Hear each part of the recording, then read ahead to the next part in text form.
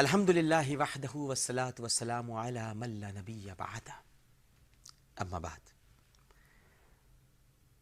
ناظرین کرام، السلام علیکم ورحمۃ اللہ۔ پروگرام آثار قیامت کے ساتھ عامر لیاقت حسین حاضر خدمت ہے۔ ناظرین کرام، صحیح مسلم میں حضرت جابر رضی اللہ تعالی عنہ کہتے ہیں کہ نبی کریم صلی اللہ علیہ وآلہ وسلم نے ارشاد فرمایا ہے، میری امت میں سے ایک جماعت ہمیشہ حق کے واسطے جنگ کرتی رہے گی اور قیامت کے دن تک دشمنوں پر غلبہ حاصل کرتی رہے گی۔ پھر عیسیٰ ابن مریم نازل ہوں گے اور میری امت کے امیر یعنی امام محمد مہدی ان سے کہیں گے، آئیں ہم کو نماز پڑھائیں۔ حضرت عیسیٰ علیہ السلام کہیں گے، میں امامت نہیں کرتا، اس لیے کہ تم میں سے بعض پر امیر اور امام ہیں اور خداوند ان کو بزرگ اور برتر سمجھتا ہے۔ صحیح بخاری میں حضرت ابو ہریرہ رضی اللہ تعالی عنہ کہتے ہیں کہ نبی کریم صلی اللہ علیہ وآلہ وسلم نے فرمایا ہے، اس ذات کی قسم جس کے قبضے میں میری جان ہے، ان قریب تمہارے دین و مذہب میں ابن مریم نازل ہوں گے جو ایک عادل حاکم ہوں گے، صلیب کو توڑ دیں گے، سور کو قتل کریں گے، جزیے کو اٹھا دیں گے، یعنی جزیے کو باقی نہ رکھیں گے، صرف اسلام قبول کر لینا باقی رہے گا۔ اب ہم یہ گفتگو کرتے ہیں ناظرین کہ وہ مقاصد جن کی تکمیل کے لیے حضرت عیسیٰ علیہ السلام کو اس دنیا میں دوبارہ بھیجا جائے گا۔ حضرت عیسیٰ علیہ السلام کو رے ارض پر دوبارہ ظہور فرمانے کے بعد تین انتہائی اہم احکامات الہیہ کی تعمیل کریں گے۔ پہلا، آپ علیہ السلام سب سے پہلے دجال کو نیست و نابود کریں گے۔ دوسرا، اہل ایمان کو یاجوج ماجوج جیسے وحشی قبائل کے مظالم سے بچانے کے لیے انہیں کوہ طور پر لے جائیں گے اور یاجوج ماجوج کی تباہی کے لیے دعا فرمائیں گے۔ تیسرا، زمین پر قرآن اور سنت کی حکمرانی کے لیے بطور خلیفہ اپنی ذمہ داریاں نبھائیں گے اور اسلام پھر سے اپنی آب و تاب پر آ جائے گا۔ ناظرین کرام، علماء کرام نے حضرت عیسیٰ علیہ السلام کی کئی حکمتیں اور مصلحتیں بیان کی ہیں۔ فتح الباری میں حافظ ابن حجر لکھتے ہیں کہ یہودیوں کا عقیدہ ہے کہ انہوں نے حضرت عیسیٰ علیہ السلام کو قتل کر دیا ہے۔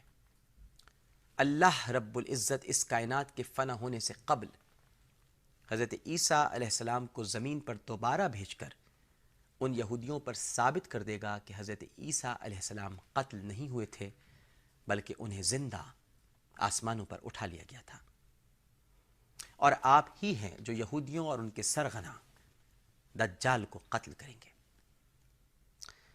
علامہ ابن کثیر لکھتے ہیں کہ بعض علماء کا کہنا ہے کہ حضرت عیسیٰ علیہ السلام انجیل مقدس میں موجود امت محمدی صلی اللہ علیہ وآلہ وسلم کی عظمت اور مرتبے کو دیکھتے ہوئے اللہ سبحانہ و تعالی سے دعا فرمائیں گے کہ اے میرے رب، مجھے بھی حضرت صلی اللہ علیہ وآلہ وسلم کے پیروکاروں میں شامل فرما۔ پس اللہ سبحانہ و تعالی آپ علیہ السلام کی دعا قبول فرماتے ہوئے آپ کو نبی کریم صلی اللہ علیہ وآلہ وسلم کے امتی ہونے کی حیثیت سے زمین پر نازل فرمائے گا۔ محدثین لکھتے ہیں ناظرین کہ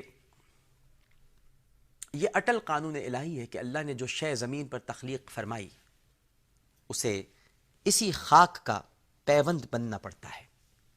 چونکہ حضرت عیسیٰ علیہ السلام آسمانوں پر زندہ اٹھائے گئے، لہٰذا آپ زمین پر دوبارہ نازل ہوں گے، دجال کو قتل کریں گے، ایک مدت تک زمین پر قیام کریں گے، اور یہیں پر آپ طبعی طور پر انتقال فرمائیں گے اور نبی کریم صلی اللہ علیہ وآلہ وسلم کی قبر اقدس کے پہلو میں مدفون ہوں گے۔ اب یہ جانتے ہیں ناظرین کہ حضرت عیسیٰ علیہ السلام دجال کو کس طرح قتل کریں گے۔ میں پہلے یہ روایت بیان کر چکا ہوں، مگر جن لوگوں نے پروگرام شروع سے نہیں دیکھا ان کے لیے بھی اور قتل دجال کی وضاحت کے لیے دوبارہ بیان کر رہا ہوں. جب امام محمد مہدی دنیا میں ظاہر ہو چکے ہوں گے تو ایک روز مسجد اقصی یا کسی اور مسجد میں نماز فجر یا نماز عصر کی ادائیگی کے لیے صفیں درست ہو رہی ہوں گی کہ یک یک آسمان سے ایک ندا ہوگی، ھذا عیسی ابن مریم. بعض کے مطابق یہ ندا اس طرح ہوگی، ھذا کلمۃ اللہ و ھذا روح اللہ. اب جو مسلمان آسمان کی طرف دیکھیں گے تو مسجد کے مشرقی منارے پر حضرت عیسیٰ علیہ السلام کو موجود پائیں گے اور مسلمانوں کو سلام کر کے مخاطب کریں گے. مسلمان یہ منظر دیکھ کر نہایت مسرور ہوں گے اور آپ علیہ السلام کو زینے یا سیڑھی کے ذریعے بڑی شادمانی سے نیچے اتاریں گے. جب آپ علیہ السلام صفوں میں پہنچیں گے تو نماز عصر کی اقامت کہی جا رہی ہوگی. ابن ماجہ میں ہے کہ امام محمد مہدی عیسیٰ علیہ السلام کو دیکھ کر پیچھے نہیں ہٹیں گے تو آپ علیہ السلام ان کی پشت پر ہاتھ رکھ کر فرمائیں گے کہ تم ہی نماز پڑھاؤ، کیونکہ اس نماز کی اقامت تمہاری امامت کے لیے ہو چکی ہے. چنانچہ اس وقت کی نماز امام محمد مہدی ہی پڑھائیں گے.